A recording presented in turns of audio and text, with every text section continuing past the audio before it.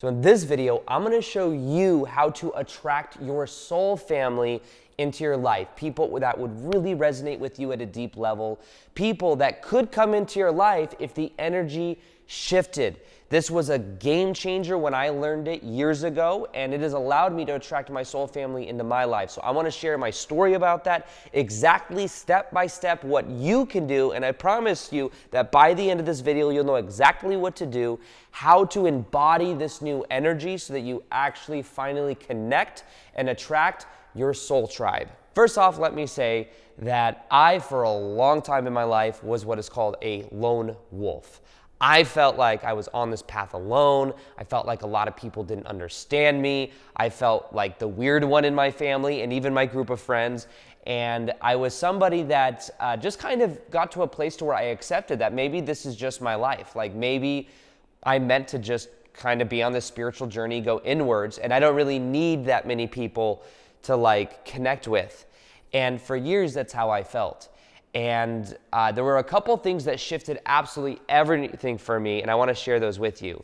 Now, before I do that, though, I want to share with you my whole story on this, because it's actually kind of funny. It's kind of out there, and it's going to be a vulnerable story, because it kind of makes me look a little bit crazy, I guess, back in 2012, but I'm going to share it. So, first off, back in 2012, I went through a spiritual awakening, and my whole entire life changed. I learned meditation, I was working at Nordstrom's in women's shoes, and I was partying a lot, smoking a lot of cannabis, taking Adderall during the day, which is a prescription drug given for people that have ADHD.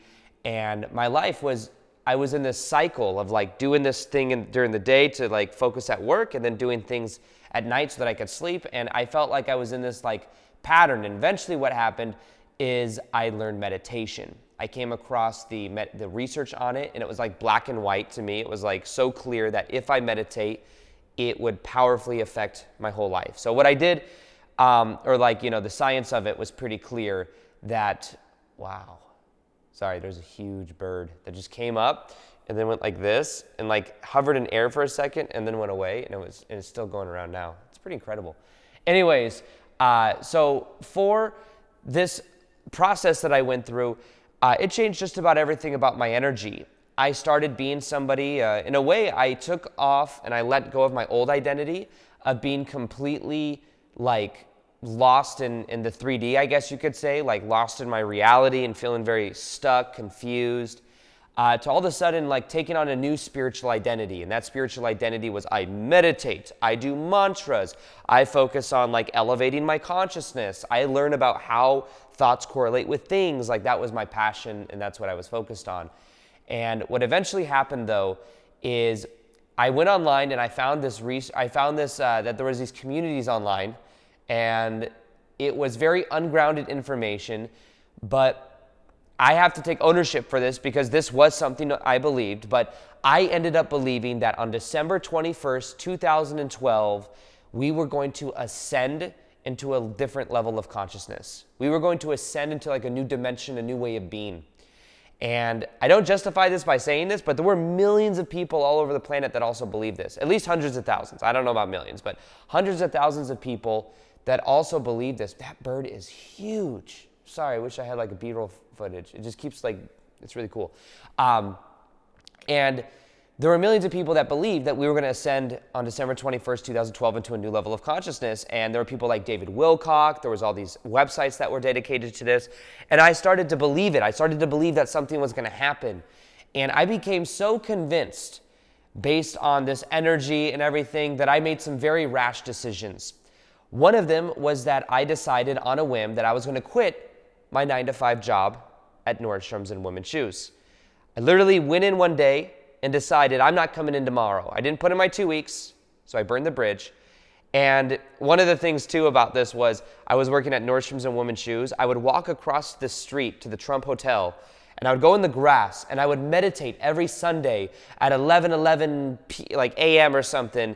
And it was this universal meditation to ascend the collective consciousness. And because my work was getting in the way of my meditation every week to ascend the collective consciousness, I decided that maybe it's a good idea that I quit. Because we're not going to be here on December 21st, 2012 anyways, things aren't going to be the same, So that was one thing I did. I didn't even put in my 2 weeks. I quit on a whim because it was getting in the way of my meditations on the Trump Hotel at 11 a.m., on Sundays. That was one thing. Another thing I did is I maxed out my credit cards and just was living it up because we're not going to be here on December 21st, 2012. That was another thing I did. That I had to pay for 7 years. Another one that was so dumb. I don't even know why I did this. I had an Acura TL. It was a 2006. And back in 2012, that was a nice car. I loved it. However, I realized we were going to send, so it doesn't really matter.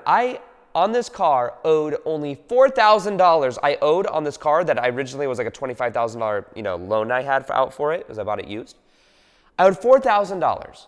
I ended up letting it get repoed because I wasn't aware that it was worth $9,000, $10,000, and I could have easily sold it and then had that $5,000, $6,000 to live it up even more the last so many months, before I was sending it in December 21st, 2012.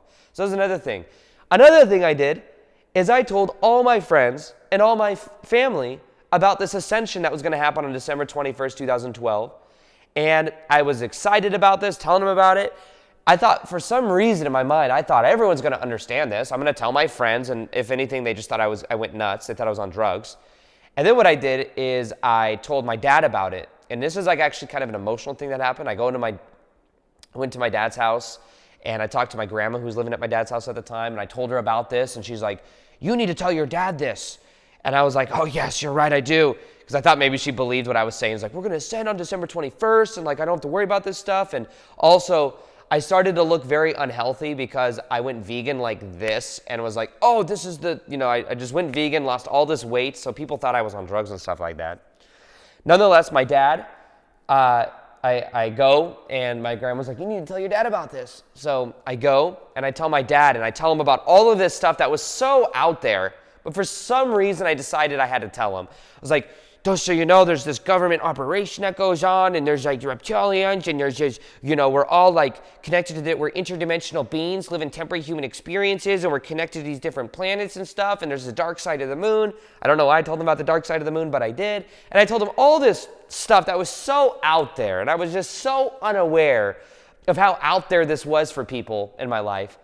And I told him about all this stuff, and when I was walking out to the backyard at my dad's house, he thought I was going to tell him that I was gay. That's what he thought I was going to tell him, because my grandma's like, "You need to talk to your dad." And it was this emotional, I was going to talk to him, and he's putting his hand on my back, patting my back, "It's okay, son, it's okay, son," bracing himself just to let me know that he's comfortable with that. I was it was just a funny thing, because after I told him all of this ET stuff and all this stuff, and I could tell that he was wishing that's what I said and it wasn't all this ET stuff. So it's kind of this funny little thing, and my dad would have been totally supportive if I was gay, but I'm not. But it was just an interesting perspective, because I could feel that that's what he thought I was going to tell him. And actually, I was just telling him about all this stuff that was just so out there for him. So then what happens is I go home, and he thinks I'm fucking nuts. And then what ended up happening is a week later, I go to my dad's house, and he was just so emotional. At first, he took it kind of oh, okay. He had no idea how to respond to all of this. The second time I went over, he just thought I was straight up nuts. And he was like, "Where'd my son go? Where's my son?" And he was crying, and then I was crying. It was this deep emotional thing, and I just felt so there's something wrong with me. I have no friends. My family thinks I'm freaking nuts. I'm waiting to ascend on December 21st, 2012, and felt like nobody got me. And then what happened is December 21st, 2012 comes around, and nothing happened. I mean, energetically, maybe some activations happened or something, but nothing. I was still here. And I felt lost. I felt confused. I felt I felt like I was a fool. I felt ridiculous, because I put myself out there, let this know to everybody, and then I end up looking freaking crazy.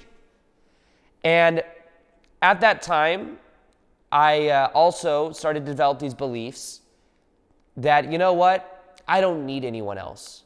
I am my own self. I just need to be on my spiritual journey, elevate my consciousness, and everyone else, a lot of the people on the planet anyways that I meet, they're all asleep. They don't understand me. And it developed this spiritual ego where I felt like superior and like people just didn't get me. And it ended up causing a lot of blocks because I ended up feeling like disconnected from people. I felt like people didn't get me. I felt like I was judging them and I didn't even know it at the time. And I developed these beliefs that just like were, maybe I'm meant to be on this path alone. And what really changed everything for me was then years later, I ended up having to get a 9-to-5 job again, which I did not want to do. And I go get a 9-to-5 job, and instead of at Nordstrom's, I then work at Barney's New York in women's shoes, which is also a sales commission job. And I work there, and I'm just studying spiritual concepts, watching YouTube videos, working my 9-to-5 job. And it was just I was really reintegrating back into society and into being normal. And what ended up happening is then something shifted in me in February 2017 when I realized I was waiting. I felt I was procrastinating on like living my dream life. I didn't really know exactly what that was. I didn't feel credible to like do and make videos or share these ideas with people. I felt like a perfectionist. I had to have it all figured out. And it was like I had such high standards that it was hard for me to even create content. And there were all these blocks that I had. But I had this like connection and meditation, and I was living at my dad's house at the time because I recently broke up with an ex-girlfriend, and I moved back in with him and was working at a 9-to-5 job. And I just realized like if I made videos every single day for a year, my life would transform. And I just felt that. I felt something deep inside of me. I felt it. It felt like this calling. It felt like something inside of me that if I just committed to, my whole entire life would change. And what I decided to do, even though I was working 40 hours a week at Barney's New York selling women's shoes, and like I only had so much time to like do other things, I decided, you know what, I'm gonna make a video every single day no matter what. I'm gonna embody this version of me. So I made the choice to do it. And once I made the choice, it was done. It was every day I made a video, I filmed the video, edited the video, scheduled the video to go out, and then went to bed, did it all over again. And over the course of a week or two, my identity started to shift. I started to feel differently. I started to carry myself differently. Within a couple weeks, a video started to go viral. It was a very cringy video, but nonetheless, I started committing to my passion, committing to living in this authentic way. And all of a sudden, I started to feel alive again. I started to feel like the most passionate version of me, and things really started to happen. And what ended up happening is my YouTube channel started to grow. I went from like 3,000 subscribers to 20,000 subscribers in 1 month, and I was like so excited.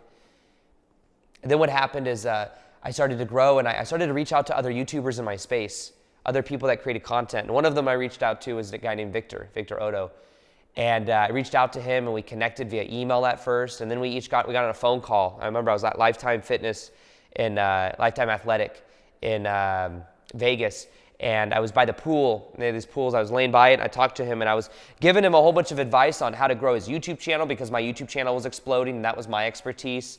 And then he was a coach. He had 50 coaching clients when I first talked to him, and he was making like 10 grand a month, and he had a family of 3 kids and a wife. And I was like, damn, he's doing like, that 10 grand a month was like so much money, when I was thinking about it back then. And he gave me advice as how to get coaching clients. I was helping him with YouTube, and this friendship started to develop. And what ended up happening is he ended up moving to Vegas. We went to a Bashar conference out there. He came out. We made a video together. He ended up moving out to Vegas with his whole family, and that was like the start of our friendship. And we became best friends very quickly. From there, though, something interesting that happened is we ended up going to this life transformation place in Costa Rica. And in Costa Rica, there was this place you go, you drink ayahuasca. It's something called plant medicine. And it was something I was afraid to do. I wasn't even going to do it when we first went, but I was like, I'll just go for this free trip because we were offered a free trip to go just to make YouTube videos about it.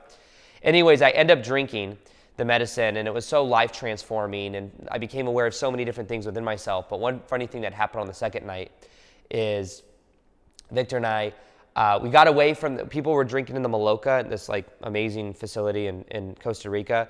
We weren't really feeling the medicine, so we left. This isn't something that you're necessarily supposed to do, but we left, just went outside. You're allowed to go outside, and we just started like whispering to each other and talking.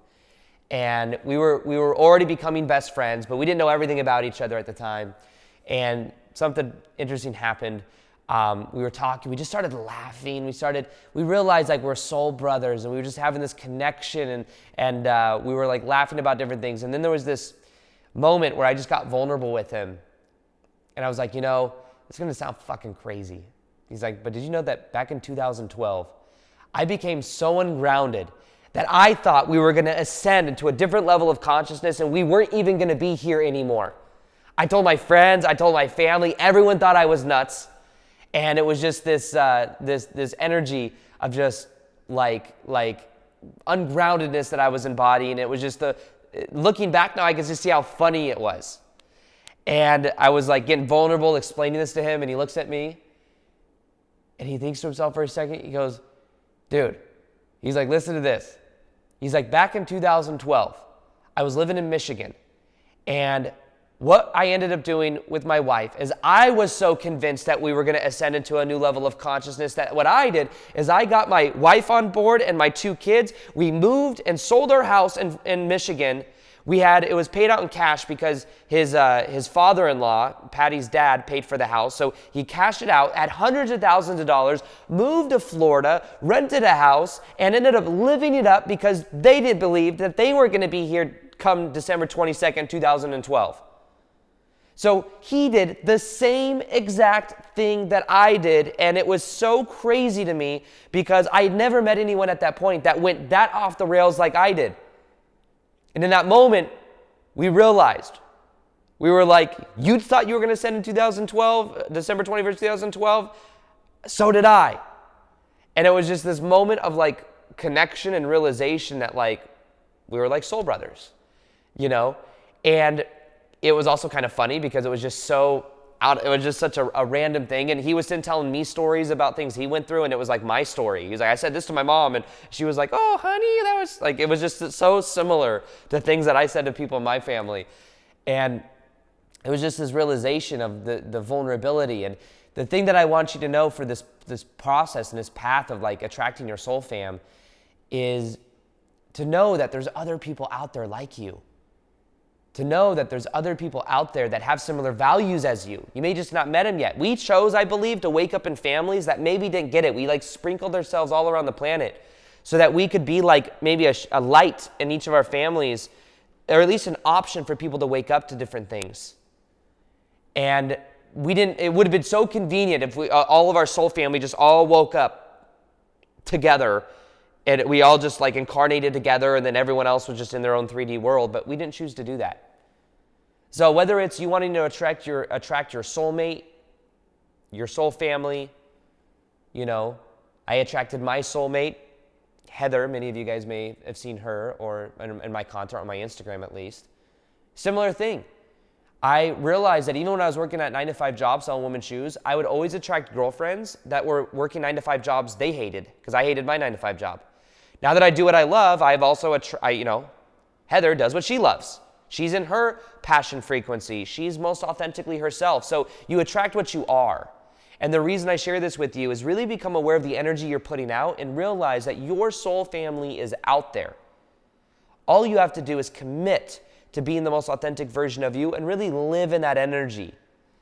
And at the same time, drop the beliefs that say there's not people out there that can get you, that understand you. Drop the beliefs as well that you might have towards judging other people or thinking that they're just low vibe and they don't get you. As you do these different things, you'll notice that your life really begins to change in a powerful way. And for me, it takes vulnerability. It takes sharing. I had to have the balls on the second night of Aya just to share with my buddy, like, hey, I did this crazy thing. And then turns out he did the same thing. So vulnerability is a superpower. It is something that is so powerful when you begin to embody it. But embody the most ideal version of you. Imagine what that version of you is using your imagination, and then simply make the choice to commit to it, to be it. And stop looking to the outside to see things change. Just simply know it on the inside and embody it because it's who you prefer to be, not because of what it'll get you. There's a big difference when you embody that energy over anything else. Now, raising your vibration is an important part of this process. And there's a 3-step process to complete identity transformation. If you haven't seen it yet, you can go to aarondowdy.com/PDF to download that PDF on how to transform your identity. It's a 3-step process that will completely transform your life. And it'll show you step-by-step how to do it, or put it in the description box below. Also, if you want a video that will help you to connect and understand why high vibrational people may feel lonely, plus how to completely shift out of that identity so that you attract more high vibe people into your life, watch this video right here. It will change your life and wire in everything we're talking about right now. You are meant to be here. You can take it as a good sign that you probably are and consider yourself the lone wolf in your family. And I'm going to show you in this video how you can finally meet your soul tribe, how you can release the belief